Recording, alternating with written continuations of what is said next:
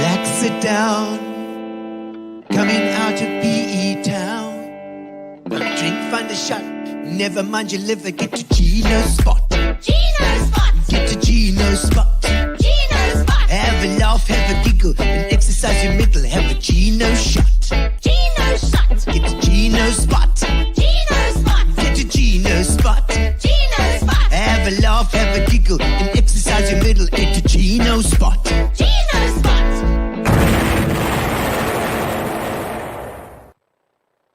And welcome, ladies and gentlemen, to Gino Spot. Hello, Megan Vass is here tonight. You support your husband, I support her. Because tonight we have Graham Vass on the program. That's right. Gino couldn't make it tonight, so I'm here. Manuel dos Santos, nice to see you. I'm Portuguese. Hello, Ashley, Megan nothing. Got a lot of H's in your name. That is right. Like I said, I'm dos Santos. I'm from Portugal, you know, so I understand different languages. If you got a different language surname, I can probably have a go at it. You know what I mean? Sorry, I was a bit late there. I was just helping my friend Josie. Josie is burying. I helped him to bury a rolled up carpet in the bush just outside here. He said he's a tax consultant, would normally help him, but he was out of town or something. I don't know. He called his tax consultant his treasure. His treasure. You know why it's called treasure? Because you need a map and a spade to find him. That's what Spora say. Hello, Wendy Thompson. Nice to see you at every show. This one, every show. I like that hat that you're wearing. Kathy Mosh, I love you too. I love you guys. Nice to see you as well. Every Tuesday, every Saturday. Bran Wilkins sword. You are here tonight as well, From the Boardwalk, of course, one of Graham's people's there as well. In the old days, we were, you know, he's been all over the place. We're going to hear everything about Graham just a little bit just now. But, you know, for the time being, I was just telling you, I went to the doctor today because I said to the doctor, I've got a shooting pain. Got a shooting pain in my right arm. He had to look at me. He said, yes, you've been shot in your right arm. That's right. That's how to live. Live dangerously, You know, I was when, and on Tuesdays, of course, on Tuesdays we have the Darren Fuller for the what you watching. She works at the blood services, always looking for your blood. I went to give blood today as well, but it's just the questions that bother me. So it's like, what kind of blood is it? Where did you get it from? Why is it in a bucket? These stupid questions all the time, you know. I don't have to deal with that stuff. It's fun. But my friend Josie, always helping. He says milk is good for you, you know. That's what, because he's a bit of a gambler. But you know what the problem was? He loaned $50, 50,000, 50K, okay, from me. He came to me, please. He need 50K. The guys are after him. He need a facelift, what to call it, plastic surgery, 50K. So now, I try to get him a 50K. I don't know what he looks like. Yes, so at least I got him a family, Family is important. I hope you got your drinks, ladies and gentlemen. Ferdy, nice to see you. Lekker boet. Nice, I hope you're still doing your music cassette. The guys are doing lekker stuff there. Guys with the band, playing a bit of guitar, Ferdy. I know you go in during lockdown, you better write some new songs because you can't play live. That's the problem. Starting to get out now with the live gigs, It's true. So, you know, my wife says a lot to me. You know, she got ovaries. And that means she overreacts to everything. But, you know, I've learned one thing about the woman, okay, about my wife. If your wife says to you, what?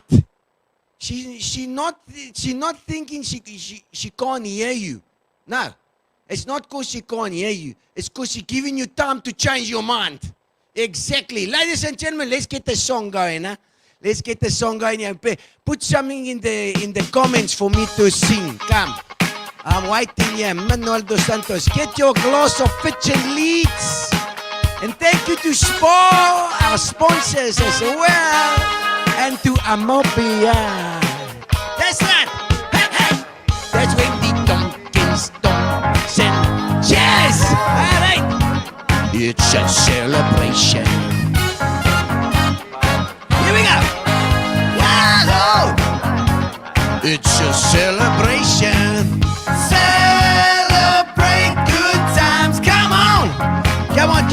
comments to sing here. Let's go. Celebrate good times. Come on. All right. Kathy Moss says that if she says what, then Errol, that must be your husband, disappears.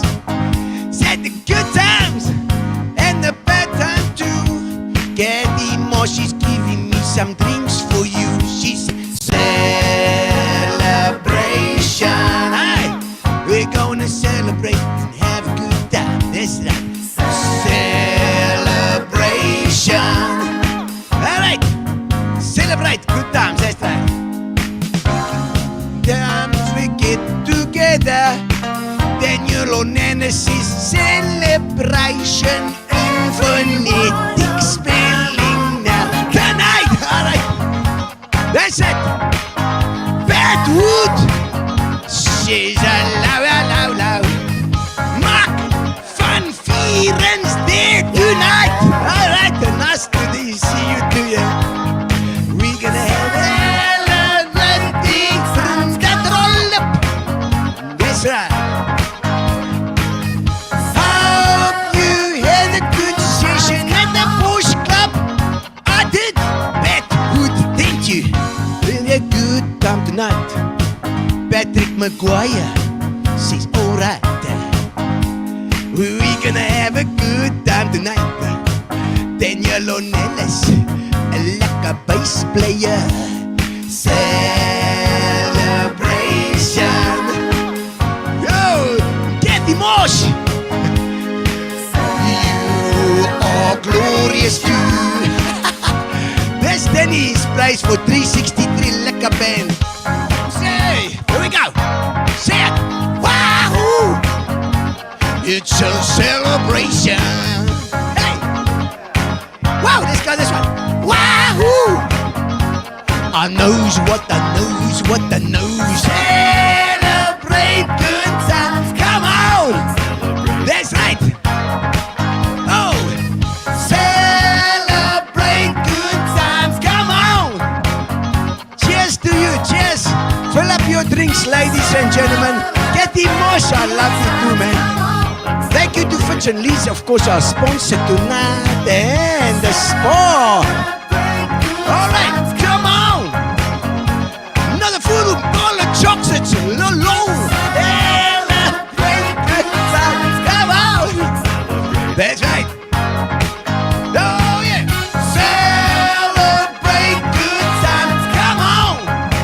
Mark Van Vieren. There's it. Lekker. Thank you very much, ladies and gentlemen. We're going to have a great time tonight because we've got Mr. Graham Vass, an insanely interesting man. Hello, Gillian Warmanhover. Nice to see you. A fan from the beginning. You're right. You've always been there for me, Gillian Warmanhover. Whenever I felt cold, I felt the warmth of your Warmanhover. All right. We did indeed have a nice gig last night. My first one after COVID. Isn't that nice? We got to, some people are having shows again, which is fantastic. We went all the way to Tsikama, which means breasts in the room in Afrikaans. Kathy Mars, thank you very much for the clap. Thanks so much for the clap. All right. So what we're going to do, first of all, we say thank you to our sponsors, Fitch Leedes. We've been supporting from the beginning, and Spar, our new sponsor, which has been absolutely fantastic. We've got a special thing we're going to show you just now on Spar as well. But first of all, we always do on a Tuesday, we do our magical mixologist. Our magical mixologist, and that is, of course, Justin, who's going to be doing our drink tonight. Let's see what he's got in store. When the sun goes down and you need a little tickle, Fitch Leedes have got a flavor for the people. Hey guys, welcome to Magical Mixologist. Today I'm going to be showing you a grape drink with our grapefruit tonic yet again. We're going to be doing a ginger G&T with grapefruit tonic. Yes, try to say that after a few of these. It's a challenge, trust me. Alright, so in our shaker with ice, we're going to be combining some lime juice, some ginger syrup, some actual fresh ginger, and of course a shot of gin. Right, and we're going to take that. Pick it up. Right, and then we're going to rim our glass with some red wine salt. Right, get that nice and covered there. Oh, label to camera, of course. And then get some ice in here. Oh, big glass, don't worry about that. Couple sticks of fresh ginger. Contents of the shaker. Straight over the ice. Boom, boom, boom, boom. And there we go. Alright, and then topping up our Fitch Leedes grapefruit tonic. Bang! There we go. Oh. Gorgeous, gorgeous, gorgeous. And again.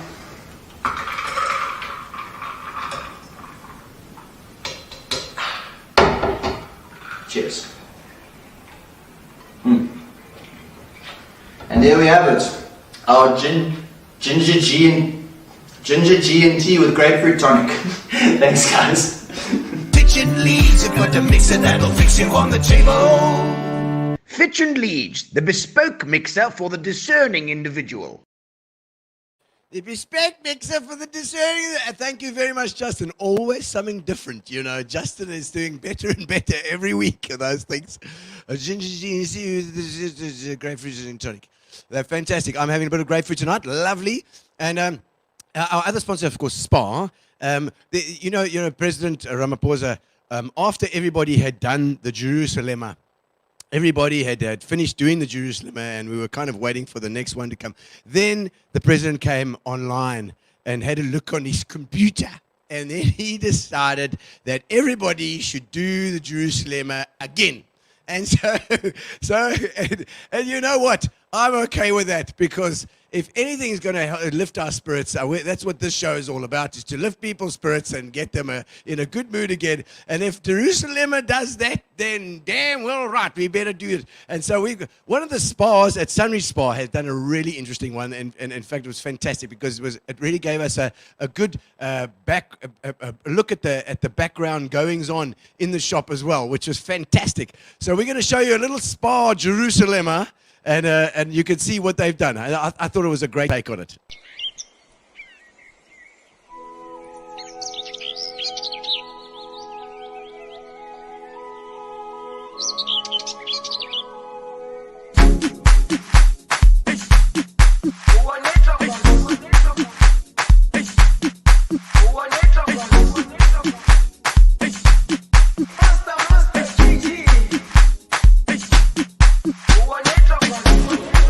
Jerusalema, ikhaya lami, ilondoloze, uhambe nami, zungangishilana. Jerusalema, ikhaya lami, ilondoloze, uhambe nami, zungangishilana. Dawo yami ayikholana, buso wami awukholana. Ilondoloze, zuhambe nami.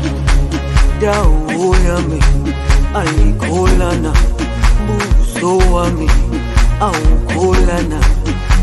Ilondoloze,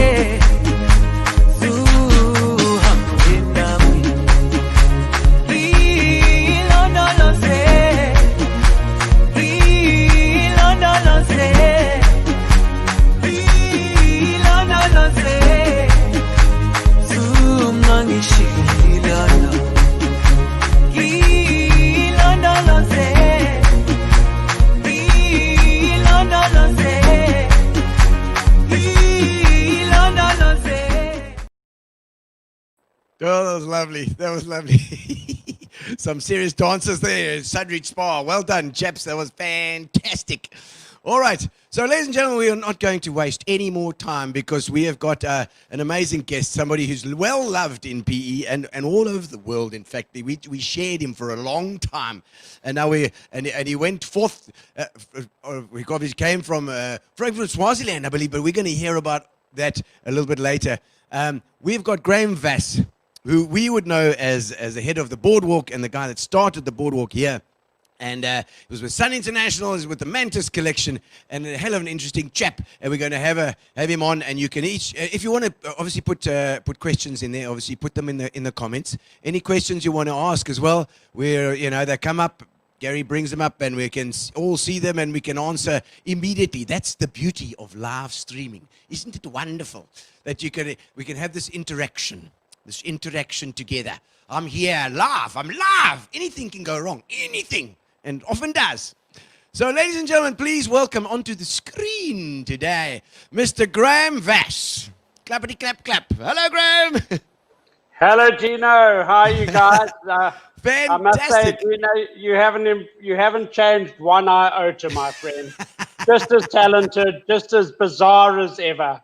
And obviously, also to say hi to all the people who I see, my friends, my ex-colleagues. Yes. Joy Smith, Yes, Joy. who was my other lady in my life for many, many, many years.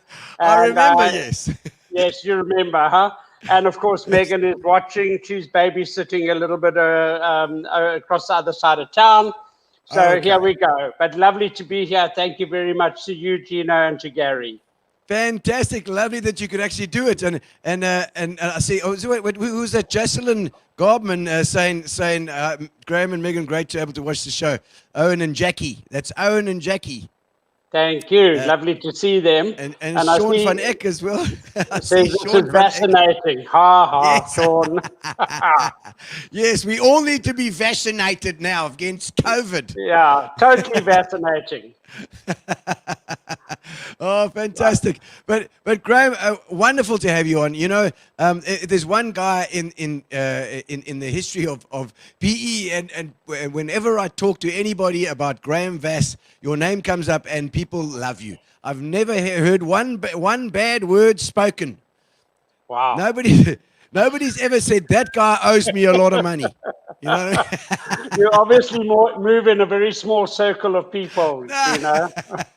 I don't believe it. I see Wendy Thompson saying hello there as well. She did the tickets for Centrestage, and of course. Kathy and everyone else, of course, I know them all well, so thank you. Yes. Brazil Hart. Oh, and Henry. My goodness, people I haven't seen forever. Henry's my grandchild. Yeah. Oh, this is the lovely thing about streaming and about the internet is that we can reconnect with people that we haven't seen for so long, because no matter where they are, they can pop in and have a look. Hello, Absolutely. Ian. Hello, nice to see you, Yeah. Ian LaRue. Even he's meant to be working. Yeah, nice to see you, Ian. Thank you. Oh, excellent, man. Hey, Graham, I know we're going to get into the questions now, but I wanted to, just from a personal perspective, I wanted to know how you started and where you started from. Where were you actually born, and where did you grow up? All right, Gino, and clearly I'm a very old person, so if you want to hear the story of my life, I don't think we're going to have enough time, so I'll keep it short. But, Okay. Gino, I grew up in Swaziland. I was born in South Africa, but grew up in Swaziland, schooled in Swaziland, and Swaziland was just the most amazing place to grow up in. And, of course, I entered my latter teenage years and my sort of early working life in the late 60s, the 60s and early 70s in Swaziland. And for those of your listeners a little older than possibly you, would remember that Swaziland was almost like the forbidden fruit in those days. Ooh, yes. Yeah, it was, we had strip clubs and Glenda Kemp on the stage, and blue movies like Clockwork Orange and Jesus Christ Superstar, which weren't allowed in South Africa. Yes, the banned ones. Rocky Horror. Absolutely. Yes, totally obscene things that no one should dare to go and see. Very risque. But it was a fabulous place to grow up, and we had a very good childhood. And when I left school, and I really didn't know what I wanted to do, so I did the inevitable things. I worked in the bank for a while, went to university in Durban, learned to surf, spent a lot of my money, my parents' money.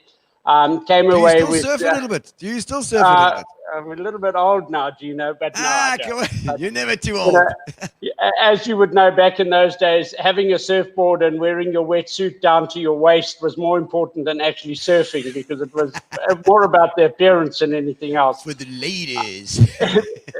Absolutely. So just to fast track, the relevance of that is that I really enjoyed living in Swaziland, and the only way that one could really stay, the only industry that had any kind of growth potential at that time was hospitality. The Royal Swazi Spa, as it was one of the first casinos in the so-called neighboring territories, which was Swaziland, Lesotho, and Botswana. So I decided to join the original, the opening staff of the Carlton Hotel, the beautiful big Carlton Hotel in Johannesburg. Tallest building in the country. It was at the time, and really a fabulous hotel. So I did my hotel training there, and then went back and joined Holiday Inns in Swaziland at the Royal Swazi, as it was then. And that was in about 1974. So, clearly a long, long time ago. I was 4 years old, yes. You were, absolutely. That's why I prefaced this whole thing by saying that most of your listeners there, this is like a history lesson back in the day. Well, I don't know. Some of them are quite old, All right. So I joined the Holiday Inn group, which was the Royal Swazi. And Holiday Inn then sometime later merged with the gaming interests of Southern Sun and became Sun International. So I stayed in Swaziland until about 1986, which was obviously quite a long stint. And I left the Royal Swazi, which was at that stage, had now become the Royal Swazi Sun, as the general manager. So in my small world, quite a good achievement. I started as a trainee, and 14 years later, I was the general manager of the hotel, which meant that I could move on. And I moved down to the Eastern Cape. I started off at eMpikweni. However, that was very short-lived, because that was in the days of Ciskei, and eMpikweni Marine Resort, as it was owned by the Ciskei People's Development Bank, and there were certain problems with the transition. So I ended up at the Amatola Sun, which, as you would know, was in King Williamstown, Bishu. In King, yes. And I lived in Bishu. I don't think you know many people who actually lived in Bishu. And Government was there officials. No, hardly. But, it was troubled times and challenging times. We went through the coup, the Bishu massacre, and all of those historical moments, tragic moments, but historical moments nevertheless, and ended up opening up Fish River Sun, and then back into Amatola Sun as regional manager. And that brings us, I think, to the point, or the opening point of your and our and most of the people watching today's relationship, where in 1998, I moved down to Port Elizabeth to begin work on the what became the Boardwalk, which was the land compilation. There was the old caravan park, I forget its name, and that Celtic service station and so forth along the beachfront. Sea Acres. Where the Buffalo Rally used to be, yes. Absolutely, absolutely. So there was a land compilation and the bidding process. Quite a challenging time in that none of us were really sure whether we were going to be successful in the bidding. And again, Gino, you might remember some of it, but some of your listeners may. There was quite a lot of antagonism about bringing a casino resort environment onto the beachfront at Port Elizabeth. I remain firmly of the opinion, and not from a biased point of view, I hope, that the Boardwalk enhanced the beachfront. There was a lot of work done to the road improvement. We rebuilt the little primary school across the road, and did a great deal for that beachfront area. And, I think that the beachfront in Port Elizabeth is a world-class precinct. and hopefully we added to that. Well, I think don't you think it definitely helped to expand it in terms of the fact that it can take a lot more people and therefore attracts a lot more people, to the beachfront itself. So it just made a lot of space and an area where maybe before it would have been congested as well. Well, yeah, I mean, that's a bit of a conundrum. If you recall, Gino, and those who are watching, and Sean certainly will, he was there with me on our opening night, which was the 2nd of October, I think it was, around about that in 2000. Yeah. We completely gridlocked the whole of Summer Strand. The roads were completely blocked. And that was one of the, I think, the points of negativity from the residents in Summer Strand is that we were going to cause congestion into the beachfront. And, there's arguments for and against it, and we won't go into that. But I think if we can take that as the starting point of the boardwalk, which is a significant part of our relationship. Yes, absolutely. I mentioned that we moved to Port Elizabeth in 1998. Sorry, 1998. 98. Let me get that. 98. Right, yes. And in 1999, I turned 50. Oh. And you will recall that was, for me, the highlight of my milestone birthday was being entertained by you, Centrestage, Wendy, and all of your team at what was then your venue, Dockside Debbie's in the Dockside. Harbour Sports Cafe in Dockside, opposite Dockside Debbie's. Yes, it was right there. Oh, okay. I just knew it as Dockside Debbie's. Yes, it was right there. And was that Aaron McElroy, I think, did your birthday at that time? Lisa and Aaron, and they did their Abomania, if you recall. Abomaniacs, yes. It was Abomaniacs. It was their big show at the time. And I met Gary and met you guys, and I was really enamored with the whole Centrestage concept. And for many people, they would see their 50th and they'd want to go to some really swanky type destination or venue.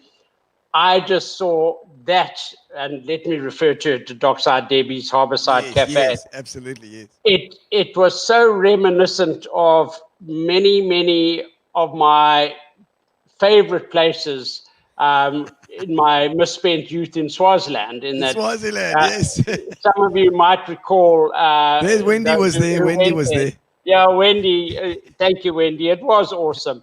We had nightclubs called the Penguin and the Place and whatever they were.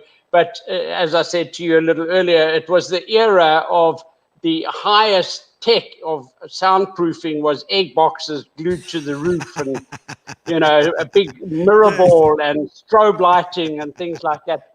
And, it wasn't about the glitz and glamour. It was about the venue, about the chaos of the venue. Yes. And I had seen Aaron and Lisa, obviously put on by Centrestage somewhere in Port Elizabeth, in those days. At the PE club or something, yeah. Absolutely. Yeah. I mean, you guys were looking for a venue all over town, and I think it probably was the PE club, and absolutely loved it. The whole genre, the whole thing was just brilliant. So I knew in town, relatively new in town. We'd been in PE for a year at that stage. I invited all my friends from all over South Africa, and we had the most awesome evening in Dockside Debbie's, entertained by Aaron and Lisa Bobbitt, and you guys. And I think that was the start of a relationship, Gino. Absolutely. I mean, Wendy's saying, what happened to Neville the Magician at your party? He tore up the newspaper or something. And Wendy, that newspaper trick is to me the most incredible magic on earth.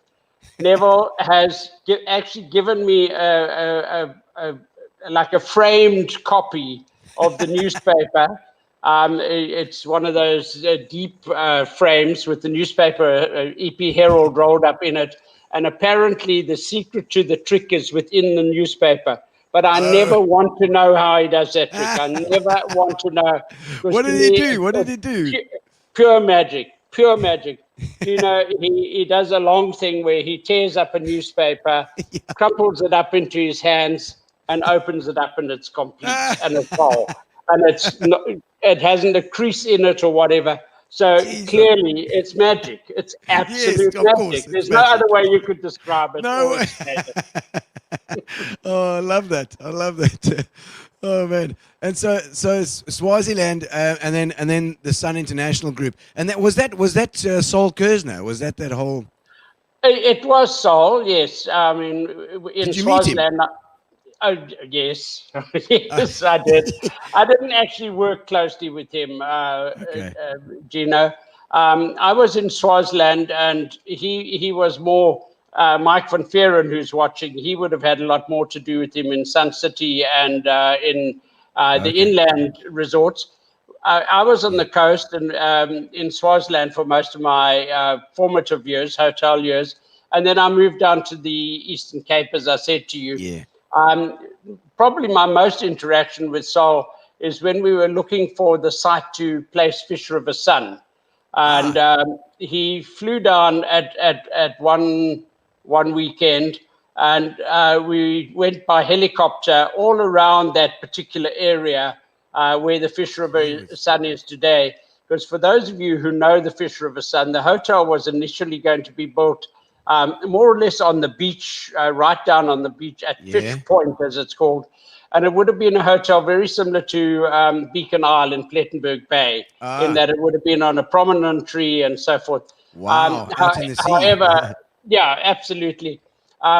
Flying around in the helicopter and then driving on the site and so forth, we decided that we'd put the hotel back of the golf course. So as you know it today, I think everyone watching probably knows the Fish River Sun. Fish River, Fish River.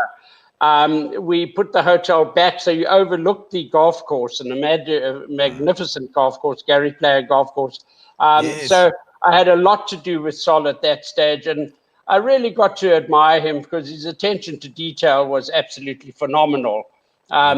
During that time, driving around, it was a potato farm and a bit of a farm area in those days, and a chicken farm up on the hill. Yeah. I'd hired a combi and I was driving him around, jumped out, and he lay down on the ground, and my goodness, guy's having a heart attack, or what's happening here. And what he was actually doing was he could visualize where he was going to put the hotel and where the poolside would be.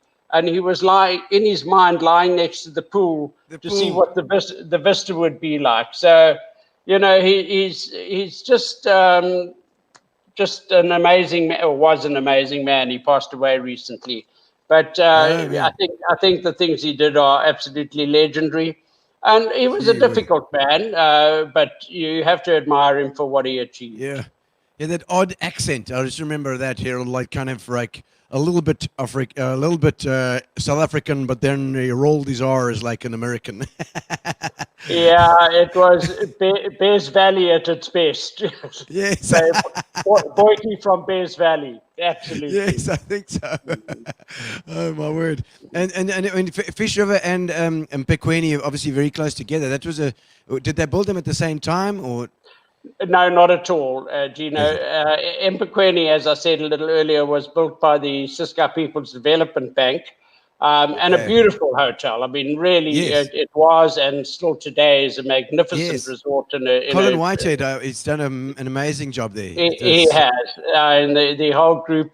Whenever I'm up in the Eastern Cape, I have a holiday home at Begha, and I go through regularly. And I never go through without having an evening or dinner or, just a drink or whatever at Mpequeni. And as you say, they were very close together. Mpequeni was built first. In those days, you will recall, as will everybody listening or watching, casinos were disallowed in South Africa. So you could only have casino licenses in the homelands at that stage, or the neighboring territories, but homelands. So Ciskei ended at the Fish River. And our quest was to have a casino as close to the economic center of the Eastern Cape, which is obviously Port Elizabeth. Yes. And at the other end of the province, we had the Wild Coast Sun in Transkei, as it were, in those days. And that was obviously focused on the Durban market. So Yeah. we built it there. So Fish River was built probably maybe 10 years after Mpekweni, Gino, so quite a long stage in between. But Sure, okay, once we opened Fish River Sun, then we did take over Mpekweni Sun, and for probably 10 years or a substantial period of time, I was the general manager of both of the properties, and had an operations manager by the name of Ed Holloway, who's gone on to really good things around the world. Wow. And a number of other young people who've really grown well within Sun International and elsewhere. And we ran it as a combined resort. And then interestingly enough, when the gaming dispensation changed in South Africa and we could apply for the Boardwalk, we had to give up the license at Fish River, in that you could only have X number of licenses in one particular province. And at that stage, we were hoping to combine or to secure the property between Fish River and Mpekweni and open it up as one resort with a game reserve in between and so forth.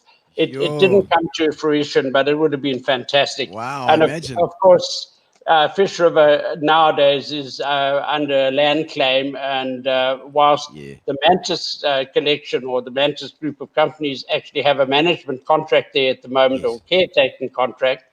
So ironically, because I'm involved with both companies, it's really the future of Fish River Sun is very, very precarious at this moment in the balance. Yeah, it's a land claim that's been going on for some 18 years, and it's still in the courts and so forth. So it's quite sad, actually. And Amatola has been sold or done away with, or? Do you know, Amatola is an absolute dump, wreck, burnt out. It's a set of buildings that were left unoccupied. After we left it, it was bought by various entities, government and private people, and the ownership was always a bit of a mishmash. Eventually, vandals vandalized the building, and then squatters moved in and they set fire to it one night. And if you go there today, that incredible place with so many fond memories, it would break your heart. Yeah.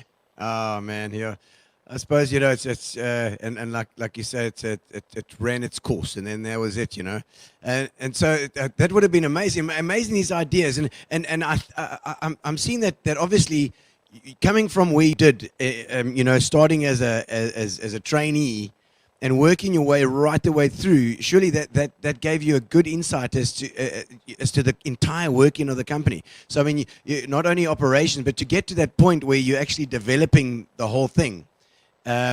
You need all that experience. That's invaluable. That experience in between, Yeah, Gino. I think like any profession, like any job that anyone does, you learn a lot with the passage of time, with experience, and very often experience teaches you far more than you could ever learn in a classroom situation. So yes, and I worked through every facet of hotels, but I must say that hotel management is not rocket science. It's nothing. It's more about people, your attitude towards people. I think personalities, respecting people and working with people, and of course there's some technical aspects to it, but. As I say, it's not rocket science at all. It's something that you learn as you go along. If it were it's rocket almost like science, a talent for you, Graham. Because to be the kind of person that runs something like that, you need to be a disciplinarian in one sense, but on the other side, you need to be able to deal with people and you know, I think you've got a really good mix of that. I don't know how you managed to do it, but you know, you managed to keep the peace as well as keeping the discipline. You know, and I don't know if that's just a natural thing. Gina, look, yes, I suppose you've got to have a natural disposition towards that. Some people, young people, when you meet them nowadays and you say, or they tell you they want to go into hospitality, working in hotels, and you say, why? Why would you want to do that? They say, I like working with people. So I suggest, well, why don't you become a nurse? And that's clearly not what they had in mind, because most people, and many people, I think that hotel managers, what we do is hang around the pool bar, chatting up all the pretty girls and having a wonderful time. And there is an element of that, of course. You know, one of my highlights at the Boardwalk is going to the Centrestage shows. And in those first year, maybe 2 years of our opening, I attended something like 80 banquets at the Boardwalk. Now, clearly, I must have loved it. I must have loved the interaction and so forth. But I think that also some people invited me because they believed if I was a guest at the banquet, the service might have been a little bit better. Now, I'm not sure if that held true at all. But I was very happy to be there. But, you know, like I think any profession, no man is an island. No one can do it alone. And in all the places that I've worked in, let's take the Boardwalk, I had a huge team of people behind me, a dedicated set of management who had their particular skills and their particular expertise. And what is the art of management is to get the people to work together, work in harmony, work in synergy, and allow people to bring out their best attributes and their own particular set of skills and personalities, but to have a common goal and, you know, to all pull in the same direction. And I'm very pleased and I think satisfied to say that the Boardwalk really rose to the expectations of the people of Port Elizabeth. We strive to be one of the best casinos in the world. We had our mission statement and so forth. But the art of management is really being able to get people to work together, isn't it? And so you talk of harmony, but there is an element of management which is not all about fun and hippie hooray, and there's elements of discipline, etc., etc. And it's finding the balance, isn't it, Gino? Yeah, and but like you say, the right sort of people, you know. With your stint at the Boardwalk, you had a good team there with you. I had an absolutely superb team, one of the best teams that I could have ever had working with me. We had a sense of pride and a sense of achievement, and we really did some wonderful things. Sadly, some of that incredible opening team are no longer with us, and it would be fitting for me to pay tribute to Maureen Dalzell, who you all knew so very well, and unfortunately, lovely lady. Maureen left the planet a while ago. And then there were others, Mandy O'Regan, who was the of course, Mandy. Retail manager, Gordon Bhavani, one of our ops managers who passed away recently, and no doubt many others who were equally as significant. But there were some people who really, really got into the hearts of Port Elizabeth, and I say Maureen will be remembered by just about everyone who ever went to the Boardwalk. Yes, she was lovely, absolutely lovely. I see Jeff Applewhite saying it's a tough job and you're well respected in the industry, Mr. Vass. There we go. It's a passion, he says. Thank you, That's Jeff. right, Jeff. Thank you. Yeah, respect, my friend. And a little quick story about Mandy, because she left in her will. She wanted she actually said at her funeral she wants me to play drums, and I did. Let me tell you, Graham, I gave it stick, man. You did indeed. No, I was there, and I remember. Were you there as well? I can't remember. Yeah, no, absolutely. Do you know? I mean, I'm not sure if it's appropriate to say in a funeral setting that you have a highlight, but I would say you were the highlight of the occasion. And, I think any funeral of a dearly loved person, there's an element of sadness and Yes. remembrance and so forth. But it's also about a celebration of life, and clearly, Gino at the back of the hall there, giving it stick, was very much part of that celebration. So thank you for that. Thank you for It's a that. pleasure. It's a pleasure. I thought to myself, either you go full taps or you don't do it at all, Yeah. So you went berserk. I did. I think the pastor was like, I don't know if he was much impressed. Wow. Oh my word, Yeah. that was amazing! But what an incredible team, and I remember those early days. Gary with Centrestage was there as well, and we were playing a lot of the time at the amphitheater before the roof was even on. I think it was before. That's right.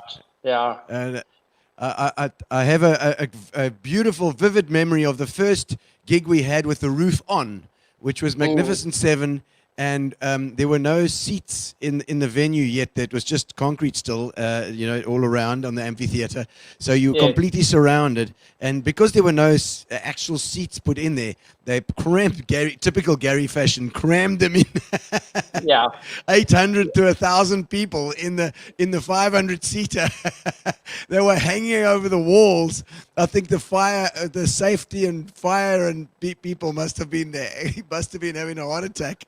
Yeah. But I'll never forget, because it rained and it thunderstormed, and the lightning was coming across the roof. It was the most amazing show ever, with 1,000 people there.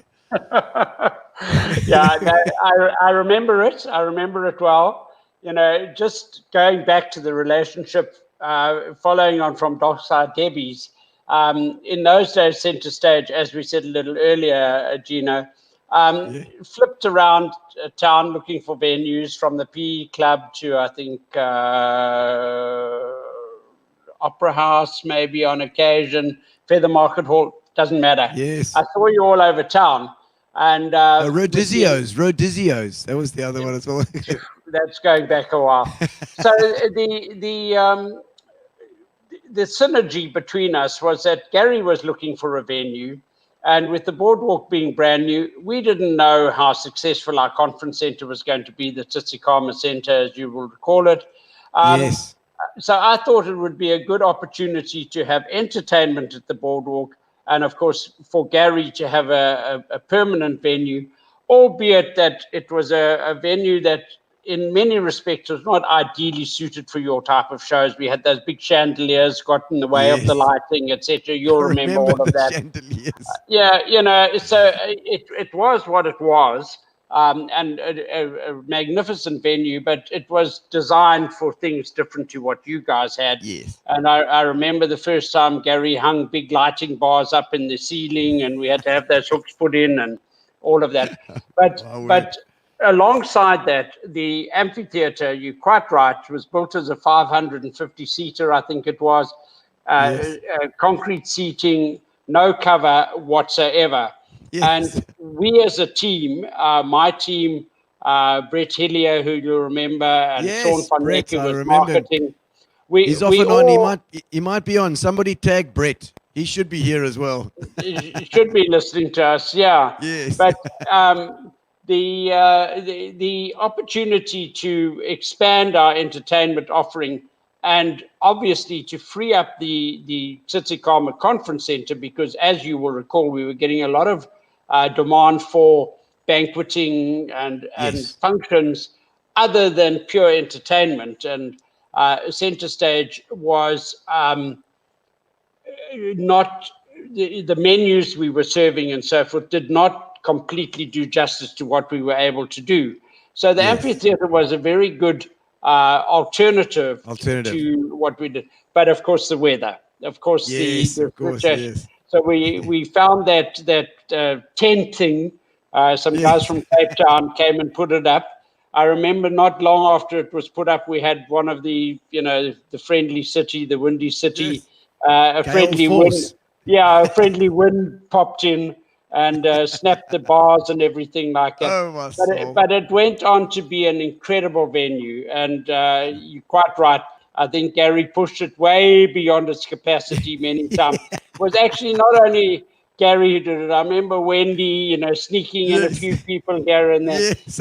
But it was an incredible venue, and we had some absolutely wonderful times there. So, yeah, I think Yes. it did what we hoped it would do. And I thank you, see- Wendy. We did I have see some this good Mike times. Mike Van Vuuren says he's not the Mike Van Vuuren from the boardwalk, but his same name. But he says, talking about hotel management, I'll never forget the day of the manager of Warmer Gardens ended up motorbike and all in the pool at Warmer Gardens. And an elderly couple sitting on the lawn shouted out, we must call the manager. And the reply was, the manager's in the pool. Okay, so that's not the Mike, not my Mike Van Vuuren. No, it must be another Mike Van. Maybe it's okay. Fires. Is it Fires? Is it the cricketer?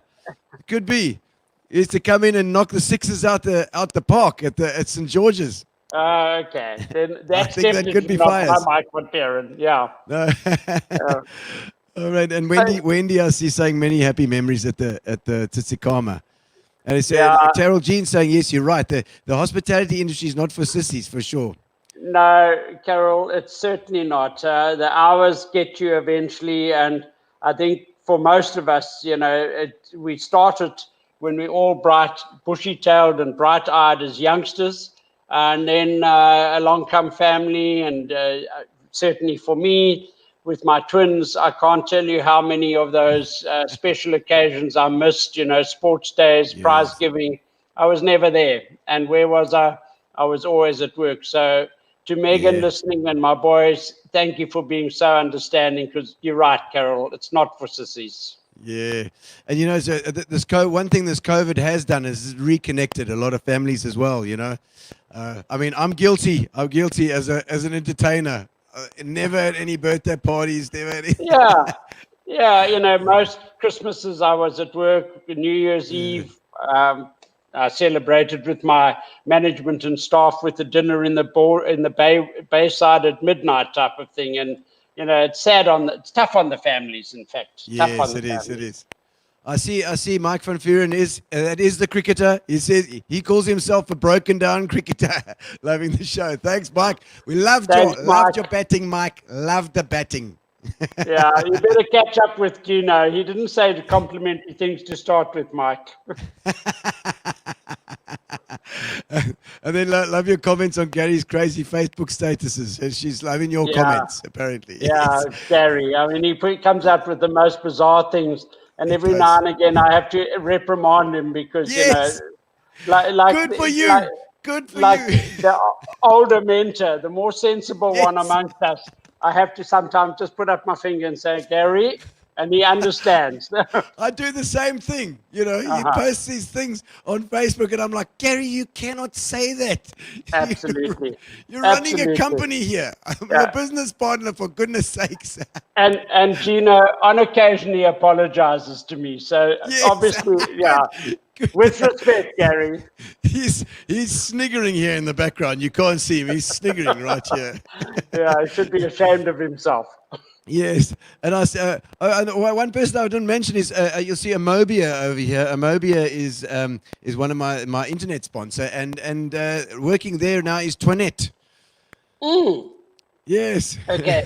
I saw Toinette when I was last. I came up to watch the Rugby World Cup final, which was the 2nd of November, whichever year it was. Oh, yes. And Toinette was there, and I had a great catch up with a large number of my ex-team, Sean, Mornay, Nick Kumpan. It was fabulous. Absolutely. They had that big thing in the conference center, if you recall. Yes, lovely, and nice to reconnect when you can as well, Yeah. And of course, Mervyn is down in Grand West, yeah. Grand West, yes. Sorry, You were going to say something? Very nice to connect, and particularly when the Springboks win, and particularly when they win the World Cup. So yeah. Excellent. So maybe mentioning Mervyn down in Grand West. When Mervyn I left the Boardwalk, Mervyn took over from me as general manager at the Boardwalk, and I went down to Grand West. I got there in 2006, and had fabulous time there. It's a hell of a big complex. It was at that stage the biggest casino in the Southern Hemisphere. So really quite a big job, and it was my swan song with Sun International. So I was quite pleased to end off running the actual. It might not be the flagship from the resort point of view, but it certainly was the most profitable unit in the company in its day. Mervyn then came in afterwards, and Mike van Vieren was also there. And then I retired. So as you've obviously gathered, if I had my 50th in 1999, I had my 60th in 2009. And for all of those of you who've commented about hotel life, 60 years, or at that stage, nearly 40 years in the hotel industry, I needed a break. So I retired. I retired gracefully. And that started a whole new chapter. Another chapter. I see Tony van Goeveren saying hello here as well, through his wife's internet. Obviously, he doesn't like to do Facebook too much, but he does spy on us through his wife's profile. Good to see Loma, and obviously Tony. Maybe Tony's not so good with the typing and the one finger, but like me. So. He's just providing the power. He does the electrical stuff. Yeah, fixing things, which he's very good at. So that was the end of Sun International, the end of the era, and we'd had moved down to Cape Town. My boys were studying down here, had moved down earlier, so that's how it all ended up. Now and I think I did your farewell. I did the entertainment for your farewell. You did many shows for me, Gino. Yes. We did various things, but yeah, absolutely. So my 50th, and then the Boardwalk, my team there, gave me the most amazing farewell. And yes, you and Gary or Centrestage were very significant in it. I think we were down at El Greco, or one of the restaurants. One of the restaurants. It was I remember that one. Absolutely fabulous. A really, really fabulous show. I think Donna Africa was with you at that time. Was Donna with you? Yes. I'm not sure it was your 60th. Was it your 60th at the same time? Because I seem to remember doing my drum medley for the first time at one of your functions. No, that was my farewell. My 60th I had at Fish River Sun. I don't think you guys were there, No, we were there. But, it must have been your farewell then. It was a fabulous thing, and I must just tell you a small aside. That evening, you might recall, as my farewell gift from the Boardwalk and many other people, they gave me a flat screen TV, of big, flashy flat screen TV. After many years of really good service, it developed a red stripe down the middle. So you had to, watch it like it. It's a GT stripe. A GT stripe, absolutely. So on last Black Friday, I decided to treat myself to a new TV. Bought this big flashy TV. Yes. And I gave that TV with the red stripe to my son, who has obviously now has his own son, my grandson. Yes. And when Henry comes here and he sees my TV, very perplexed because it doesn't have a red stripe. So in his little mind, any TV without a red stripe is actually a bit of a on the blink. So, but thank you to all of you for my wonderful TV with the red stripe. So Graham, and then you retired, but then you didn't really retire, did you? No, because then it was the Mantis. I started 10 of the busiest years of my life. So after Sun International, I thought, wow, this is it. Sit on my bum, drinking beer, catching fish and so forth. Yeah, trying to show Gary out, because Gary thinks he's the best fisherman in the Eastern Cape, but he's not that good actually, as you know. So yes, he thinks he is. He thinks he is.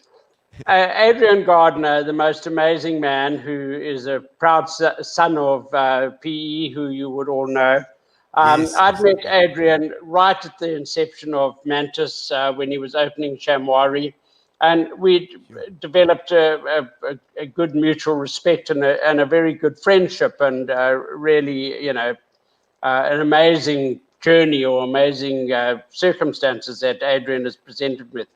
So to cut a long story short, I retired in June or July. I had probably 3 weeks of retirement, maybe not even 3 weeks, when Adrian called me and said he's got a project which he'd like me to help him with, running a hotel in Paarl for a German owner who was being a little bit difficult. And it wasn't that as the I had... Germans can be, you know how it Yes, is. absolutely. But it wasn't so much about a particular skill. Where I think my attribute at that stage was, being 60 years old, a lot of these very domineering owners bully the young managers. So it was quite fortuitous just to have someone who had a bit of age. So, and I went there, and it worked out quite well. Lovely. And my journey with Mantis then began, and I'll just tell you how it all started. I was doing some marketing in Germany for Grand Roche. Most of the clientele were German, obviously with a German ownership. And Adrian called me, so I was in Frankfurt or somewhere like that. And Adrian called me and said, would I be able to come back to South Africa, but via London? He was in London. All right. Yes. So I said, yeah, no problem at all. He said he'd like me to meet some people. And as he put the phone down, and he said, oh, and Megan will be there for lunch on Friday. Your So wife. so I phoned Megan and I said, are you going to London for lunch on Friday? She said, apparently I am. Anyway, long story short, we had this fabulous lunch with some really amazing, interesting, hoity-toity, hot potato, English gentlemen, amazing people. And I had lunch, and it was wonderful. What I didn't know, what I only found out afterwards, I was actually at an interview. I was being interviewed for a job, which is probably just as well that no one told me, because otherwise I probably would have botched it, So long story short, it started the most amazing journey where I think you certainly know, and Gary know. Yes. We then moved over to England for 2.5 years and developed a hotel in a ancient manor house in the Cotswolds. So one of the most beautiful parts of England, a building that had been built in 15 odd, had been the home of the last viceroy to India, who was Lord Ellenborough. And we turned it into a hotel called Ellenborough Park, which was spectacular. And we went on to win all kinds of awards, etc., etc. And Megan and I loved living in the Cotswolds. And it's for any of you who know, the Cotswolds, it's the most scenic part of England, gentle, beautiful, wealthy, absolutely well, we've been beautiful. up there. We went for a ride up there a few times. Coniston and the speed records and the whole thing. What was it? The Bluebird. Yes, the Bluebird. That's right. Yeah, you're quite right. Well, what a beautiful part of the world. So we did that, and it proved to be very successful. We won a few awards, and it actually was awarded by TripAdvisor as the top luxury hotel in England award, which I thought was pretty damn good for a new hotel and so forth. So great. For a young upstart from South Africa.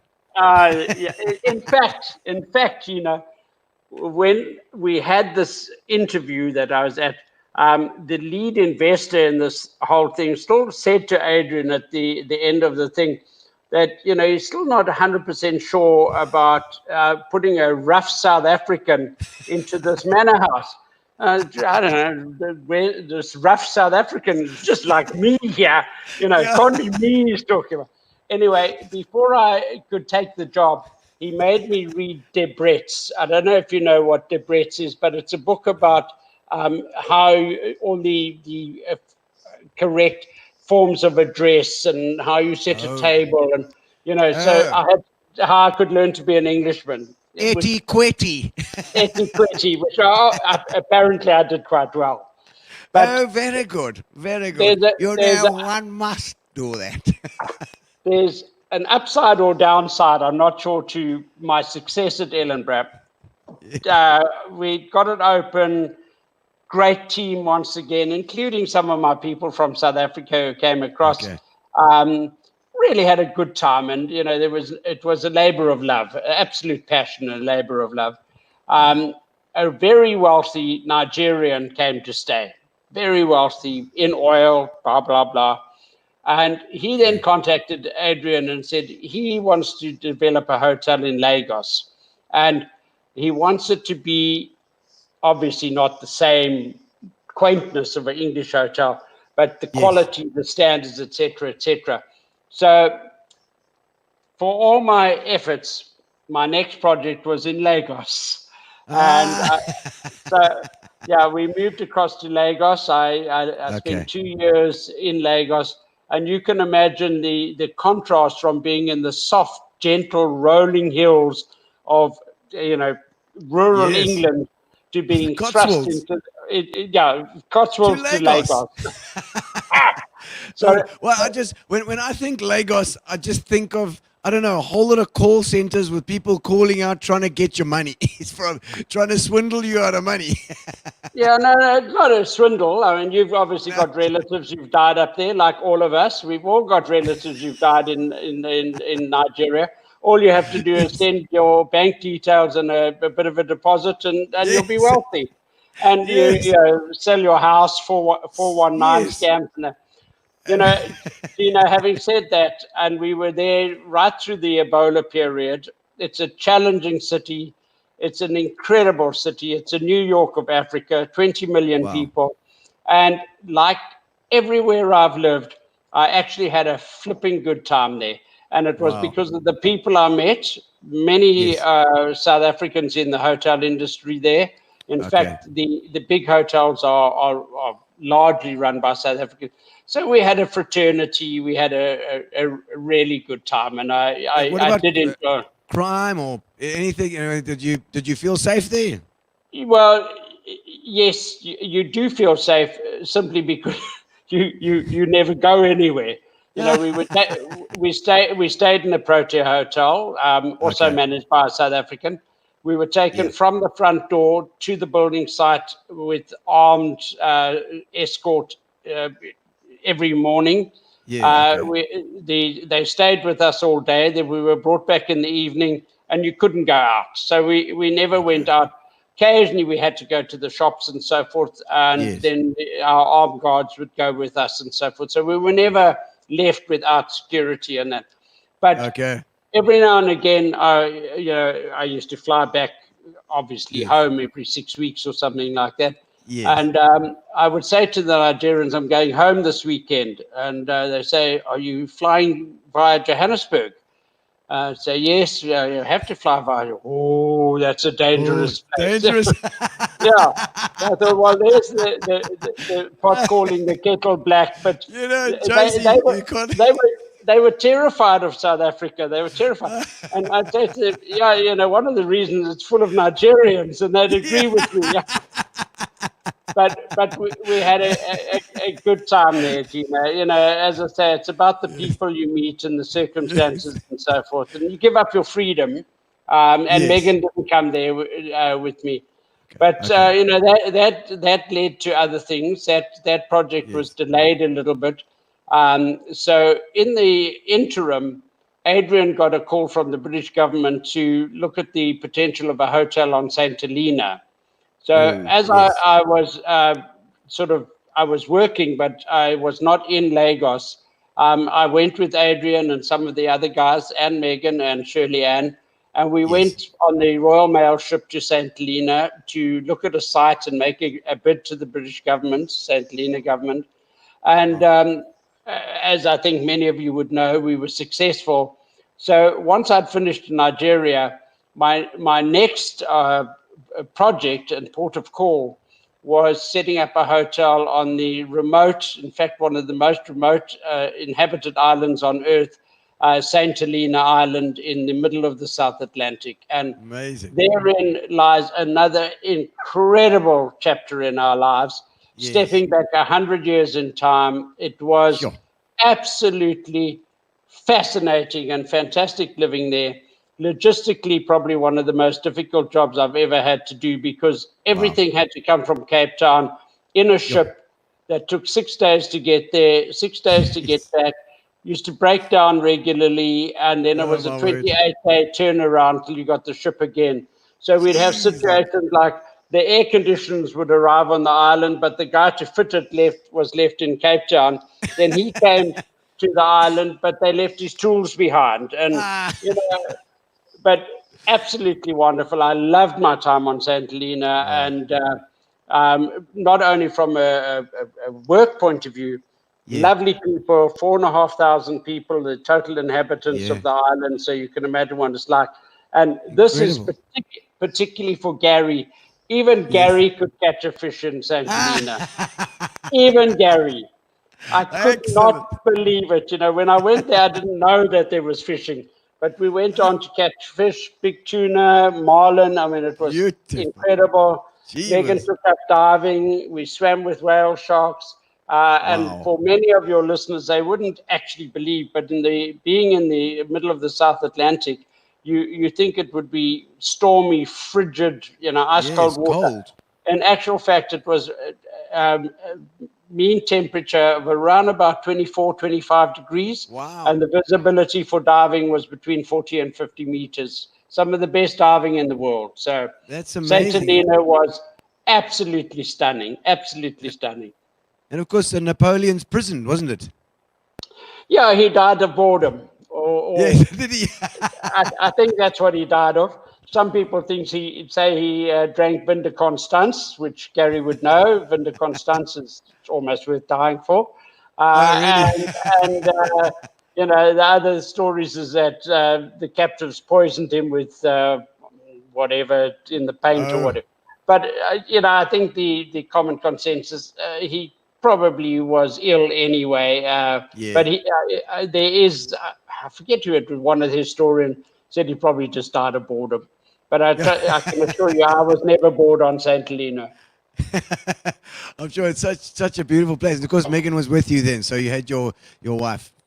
Yeah, no, it was truly an amazing time.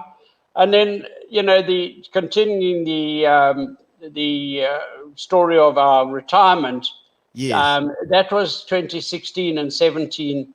But in 2015, I decided to take a sabbatical. We bought a 4x4, and with another couple, we drove as far north in Africa as we could, which was eventually to South Sudan, where we had to turn around because there was a war raging and so forth. So we drove all the way up through Botswana, Namibia, Zimbabwe, Zambia, Tanganyika, Burundi, Rwanda, Uganda, saw the gorillas, Kenya, I've lost track, Tanzania again, Malawi, Mozambique, Swaziland, and then back here. And many, many incredible, exciting stories but probably the one that will always stick in our mind, and I'm sure in Megan's mind, is Megan will be probably the only person that you'll ever get to know who survived a hippo attack. Whoa! She was crossing the Nile. A friend and I had gone fishing up at Murchison Falls, which is on the Nile. And Megan and this guy's wife, her friend Kathy, were coming to see the falls. And on their way up, 2 hippos attacked their little boat, and it attacked on the side Megan was sitting at, chomped the boat, but luckily its bottom tusk went through the boat, and it closed down on Megan, but it couldn't close its mouth, and Megan fell out of its mouth with just bruises across her back of top of her shoulder. So incredibly lucky. Yeah, holy crap. But the upside of the whole story, They then sent us a text message, Ross and I, who were fishing up there, saying, being attacked by a hippo. So we looked at this and said, what nonsense. And you don't get attacked by a hippo and send a text message. It's obviously some kind of a ruse to get us to come back from fishing. So we ignored it, which apparently was not the right thing to do, Oh, no, I don't think so. as you can My imagine. word. So, yeah, That is incredible. Well The done, journey- Megan. the journey has been fantastic. And in the around that, I've done projects for Adrian in Cuba, Saint Helena, and a good number in London, where we've lived in London for years in between things. Most recently was taking over a club and a hotel right in the city of London, which Wow. again was. So can you imagine the contrast, Gino, from Lagos to Saint Helena to the Cotswolds to London to Cuba. To London. So what an incredible journey I've had, and what incredible people I've met along the way. So yeah. Well, I see Carol Jean saying my first real 5-star hotel experience was via Mr. Hemmings when you organized a fabulous spot for us in Paarl. That's right. I remember that. Yeah, fabulous hotel that was. It's Lovely. closed And at the moment, but yeah, COVID. And I see Alfie J was here as well. He's saying hello. There we go. Hi, Cheers, Alf. Mr. Vass. Hi, He's heading up Alfie. Algoa FM, and he's going to be on the show on Tuesday. Yeah. So you can and look I'll- forward to Alfie on Tuesday.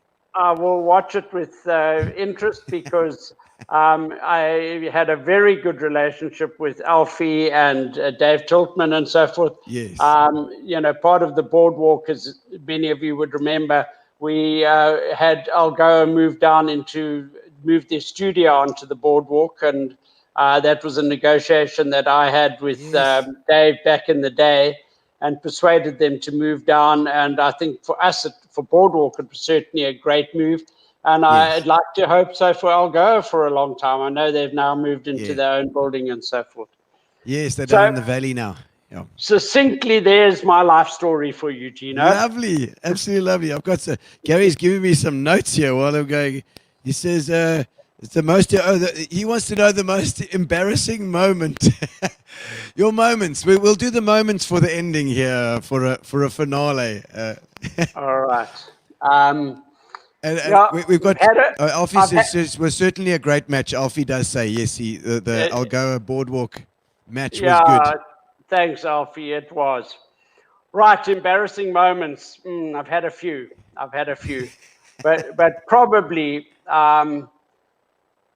I moved from Gaborone Holiday Inn to Mthatha Holiday Inn.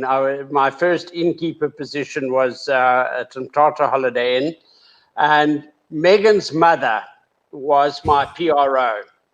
So Megan's mother decided to do some matchmaking and invited Megan to come to Mthatha for Christmas. And as you can imagine, the whole world tries to go to Mthatha for Christmas. It's one of the highlights, one of the spots that one aspires to go to for Christmas. So Megan said, "You must be flipping mad. Why would I come to Christmas Mthatha? Meet my new boss." Anyway, one thing led to another. And it wasn't that long after that Megan moved to Mthatha, and we started our relationship, which is an incredible relationship to this very day. And Megan moved into which was a company-owned house in Mthatha, and everything was honky-dory. What I'd sort of neglected to mention is I had a girlfriend at the time living in Johannesburg, and my Johannesburg girlfriend decided to pay me a surprise visit. Oh, lovely. It must So have she been flew down to Mthatha on a Friday afternoon and went to my house, to surprise me when I got home. And Megan came home and bumped into her into the lounge. So a little like my hippo story, apparently there was something I should have mentioned. it was a tad embarrassing. So that might rank as one of my more embarrassing moments trying to get my way out of that one. But I survived. I don't know how you get out of that. But Gary's written here, Begha. Begha. Mm. Begha. What is it? Begha. Oh, he's written Begha. Begha. Okay, Yes. he's spelled it wrong. It's Begha, yes. Well, what I is don't the- know. It's Begha, but Oh, okay, so it is right. Okay, yes, in this is course right. it would be Birah. But yeah, Yes, Begha. yes, Begha.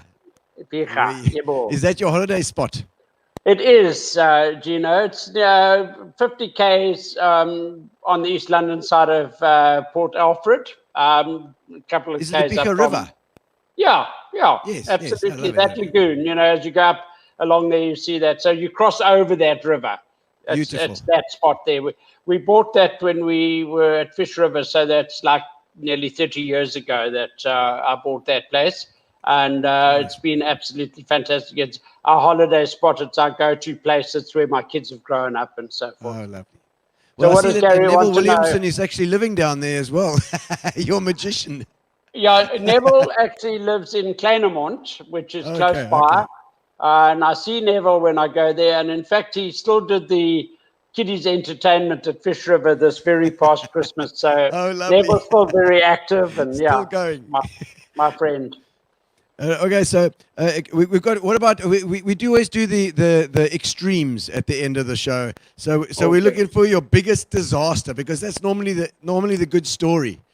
The biggest disaster. Okay, other than having your girlfriend and your ex-girlfriend coming down, that's pretty hectic. I've got to say. Yeah, no, I would But- rank that as probably quite Probably a the one. disaster as well. Yeah. Well, it's quite hard to say. I mean, we've all had disasters in our lives and we've had challenging times and so forth. But yeah, I think maybe I'm blessed to say I can't think of any major that's good. disaster. There's many facets to that particular question, isn't there? I've lost dear friends. I've lost family. No. That's a disaster. But I think. In terms of what I normally do is with the comedians, I'll normally say your worst gig ever, and I think Mark Banks got thrown off the stage. I think Jason Oosthuizen fell off his drum kit and fell out a window and had to walk around to the front of the venue and come back through the front door to go and finish his gig. Yeah. That kind of thing. I suppose I've had disasters on certain functions and openings have gone. But do they really constitute disasters in the worldwide scheme of things? I think not. No, So not really, not really. Let's move on. Okay, and mentors. What about mentors? I mean, a lot of people see you as a mentor. Oh, well, that's very kind of them. But then- Lead them up the garden path, maybe. Yes. Is it all smoke and mirrors, Graham? Absolutely. Gino, thank you. It's an interesting question. I think all of us, as various stages in life, you have mentors and you have people that inspire you and you respect and look up to. But I would probably say that within my Sun International working life, my immediate boss, who was my friend from inception, the man who hired me at the Royal Swazi and who was still my boss when I retired from Grand West in 2006, was Garth Collins. Okay. He was, many of you would know him. And then in my latter life, and in fact in the transition life, is without a shadow of a doubt Adrian Gardner. And Adrian to me is the most incredible man. He's inspirational. He's a family man. He has incredible family values. And what he has done for the hospitality industry in the Eastern Cape, in fact, he spawned the whole game industry in the Eastern Cape. And you think of what the economic activity, obviously not now at the moment under COVID, but hitherto, what game farming, game lodges, game viewing, game reserves have done to the Eastern Cape. And in fact, he's done it all over the world. So Adrian Gardner would be my mentor.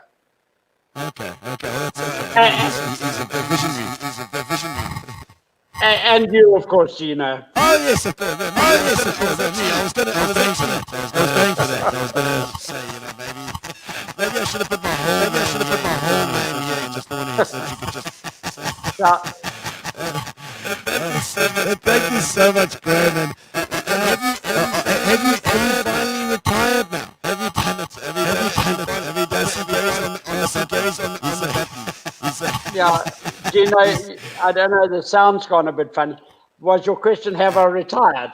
Yes, have you actually retired now? Oh, there we go. It goes on the button here now. See? Yeah. I have retired. Oh, the sound is gone. The sound is gone, yeah. Yeah, unfortunately. Okay. But I'll answer your question. Shall I answer your question? Yeah. Yes, go for it, yes. Okay. I have retired, but retired to the point that I have lots of energy. I'm blessed with good health. And if something really interesting and intriguing comes along, particularly on an island where there's good fishing, I'm there. So I'm available. I'm for hire. Excellent. Okay. I'll tell them. How's it back again? Yeah, that sounds Oh, there better. we go. That sounds a Yes. bit better. Mm. Okay, good. We're back again. Going. Yeah, you never know with the streaming thing. It's just nothing's changed. It's just something goes on. So, but Graham, thank you so much for coming on the show. It's been absolutely fantastic to have you here. And there's so much love for you in this town. Let me tell you, wherever we go, if somebody mentions Graham Vass, what a lovely man. Gino, you're very Always the kind. case. And, you know, really, my years at the Boardwalk gave me incredible fulfillment. We loved living in Port Elizabeth. I must say, you know, I don't just say that because this is a PE-based show. It was absolutely superb. I think with the passage of time, we're now very well settled in Cape Town. But the Boardwalk was a very, very special place. And there were some very, very special people who worked there with me. And I met some incredible people, yourselves, Gary, and so many other people in Port Elizabeth. And in many respects, I still see Port Elizabeth as my home. So, yeah, loved it. And thank you for the honor and the privilege of being on your show, Gino. You know, to rub shoulders with a man of your talent is quite incredible. And Gary and I go back a long way. We've done, you know, I think our journey has been mutually beneficial, I hope, Gary, and certainly has given me a great deal of pleasure. So thank you, guys. Absolutely. Graham, it's been an absolute pleasure having you on the show, and I'm so glad that you came on. And I hope you felt the love from PE, and we're glad that you think it's your home, because we see you as one of us, always. Great. Even though Swaziland, you know, coming from all that, you know, dodgy stuff over there. Yeah. So it's a toss-up between PE and Lagos. Oh, lovely. Thank you, Graham Vass. Thanks for joining us. We're going to do the competition now. You can also try and guess backstage too. Always Fitch Leedes, our sponsor, gives away 1 case of Fitch Leedes and delivered to you no matter where you are in the country. So what I normally do is, and what I'm going to do today, is I'm going to get behind the drums and I'm going to play to a song. I've done a special mix of the song, and it's not an easy one tonight. So you guys are going to have to think a little bit and work it out. What's the song? I want the name of the artist and the name of the song in the comments, and you will win the case of Fitch Leedes. Thank you to Fitch Leedes. Thank you to Spar, our amazing sponsor as well, and of course to Amerbia, our internet provider. All right, let's switch over here. Let's switch over. We're ready. Are we ready, Gary? I'm going to take off this jacket quickly. All right. Okay.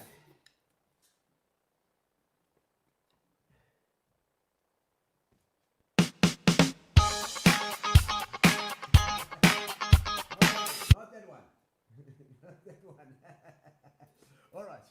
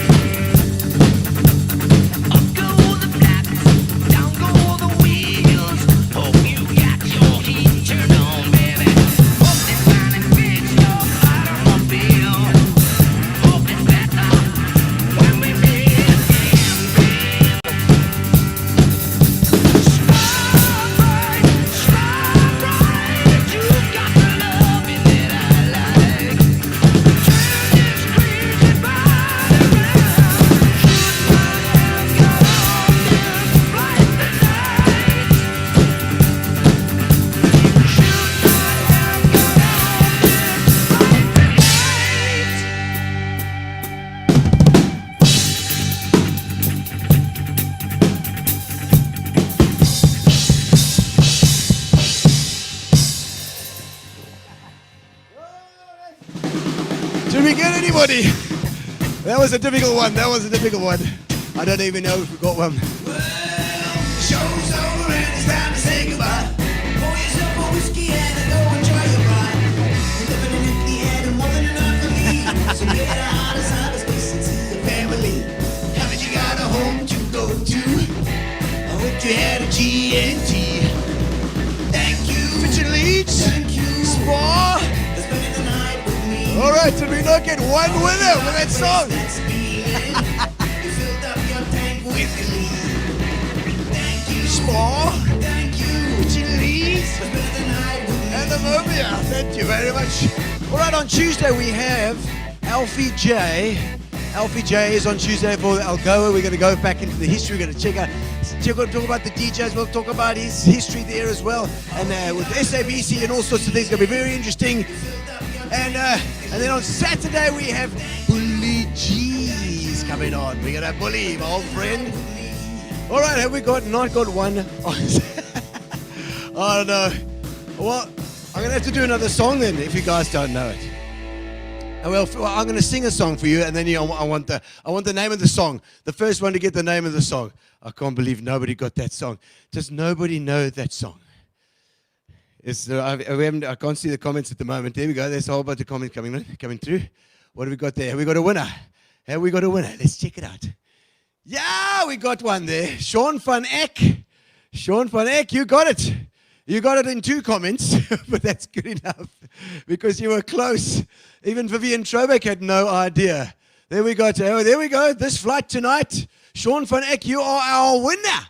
You won. That's right. This flight tonight. But Nazareth. That's Sean was the closest. He got it in 2 comments, but that's okay because nobody else got it in the other comments anyway. It was like, oh, what's that song? It's Nazareth, man. You got to listen to that song. That's an amazing song. So well done, Sean van Eck. We're gonna get hold of your address. Tuesday, remember Tuesday. That is Alfie J. We'll see you there. Saturday is going to be Bully G. Tuesday, Alfie. Check you there. All right. Congratulations to Sean van Eck. Thank you to Fitch Leedes. Whoa! Thank you to Spar. And thank you to Amobia. And we'll see you on Tuesday. Relax, sit down. Coming out of PE town. Drink, find a shot. Never mind your liver. Get to Gino Spot. Gino Spot. Get to Gino Spot. Gino Spot. Have a laugh, have a giggle, and exercise your middle. Have a Gino shot. Gino shot. Get to Gino Spot. Gino Spot. Get to Gino Spot. Gino Spot. Have a laugh, have a giggle, and exercise your middle. Get to Gino Spot.